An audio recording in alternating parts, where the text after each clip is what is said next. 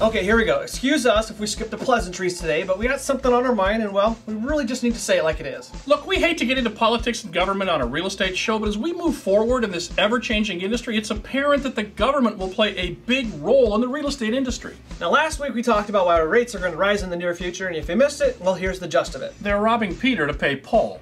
That's actually right on. Now, if you don't get it, well, just click on last week's show, and you will. Now, back to what we have to say this week. So January 4th, Ben Bernanke, you know, the Fed Reserve guy, well, he sent a paper to the congressional leaders. Now, why are we talking about the Fed and Congress on our show?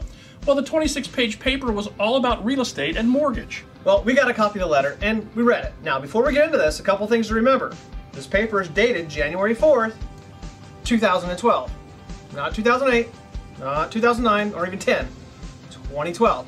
The other thing to keep in mind as we break this down, this is the United States government, meaning the very organization tasked to lead the most powerful country in the world ever. Okay? Are we still number one? Maybe not, but okay, Big Ben opens the letter up by saying he sees 3 key problems with real estate. 1. Excess supply of homes on the market. Duh. 2. A downshift in the supply of mortgage credit. Basically, it's harder to get a mortgage these days. And 3, he says the insufficient foreclosure process is costing all of us a lot of money. Now, the Fed and Big Ben are right. These are all problems. But the concerning part to me is, well, it's 2012 and the Fed is just now getting around to identifying these problems. Heck, if Big Ben and Congress had watched our show 2 years ago, they'd have already figured that out. Seriously, come on guys, really? Now, Bernanke goes on to state the obvious. The housing recovery is important to the overall economic recovery. Now, he does also encourage lenders to aggressively pursue loan modifications as an alternative to foreclosures. And again, we agree with him, except for we said that back in 2010 before the problem spiraled out of control. He also says we have a big problem with Fannie and Freddie and need to figure it out quickly. The funny part here is the use of the word quickly. Now, quickly is a tough word to use here because, let's be honest, it's 2012 and you're just now getting to this. To prove my point, Big Ben says, and I quote, "In this report, we provide a framework for thinking about directions policymakers might take to help the housing market." Now, if you missed the troubling part, it was in the words thinking about and might. So let's think about what we may do. Okay, I hate to repeat myself here, but it has to be said. Guys, thinking about solutions should have been done long ago. I mean, really. Again, this is the United States of America. We all laugh and joke about how poorly the government is ran with comments like, good enough for government work, but when did it become acceptable to the American people that the very government that runs the most powerful nation on earth is a joke? I mean, guys, really, they run our country. We act like they're a sideshow and it's fun to see what silly thing they're gonna do next. If this were a large private organization, they'd all be fired, the company would be broke, and the stockholders would have their head on a plate. Did you guys know that that saying, good enough for government work, actually originated out of World War II, and it originally meant that something or someone was good enough to stand up against the rigorous standards of the government? It used to be a good thing to be compared to the government. Now, sadly, it's a joke and we sit on the sidelines and laugh. But here's the kicker. The sideshow has now moved into our industry. They parked their trucks and their vans and they set up their circus tents in our backyard, and you know what, guys?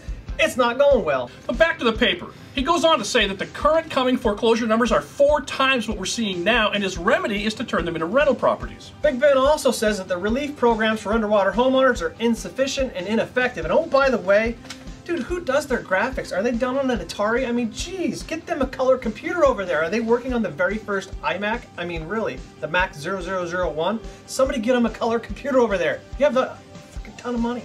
You know what, though? This is actually a good paper, and it does identify our current problems. That's not what we have a problem with. The problem, as we stated earlier, and I hope you guys agree with us on this, is how long it took for them to finally get around to do this. And again, when did it become okay for us as the citizens of this great country to accept this behavior? We wouldn't accept it from our peers, our coworkers, or even our children. Why do we tolerate it from the government? That's a real question. I mean, I really don't get it. And to be honest with you guys, I kind of get tired of being the guy that blows the horn. I mean, honestly, sometimes I feel like it just falls on deaf ears.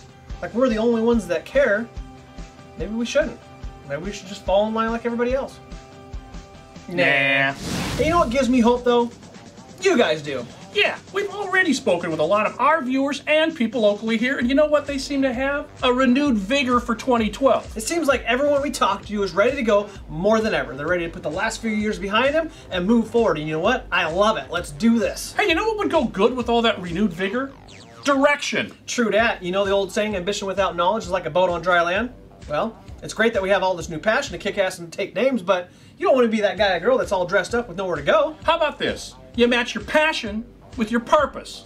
And we have just the thing to make you capitalize on all your efforts for 2012. It's the 85-day challenge. Now, we ended last year with the 85-day challenge, and the people that stuck to it said they were so focused that they kicked ass and ended the year stronger than ever. Why stop there? Go back, watch the 5 shows that we did that outline the challenge, and apply it to your 2012. If you're a managing broker, heck, set it up for your entire office and sit back and see what happens. 2012 is the year that you take control of your own destiny.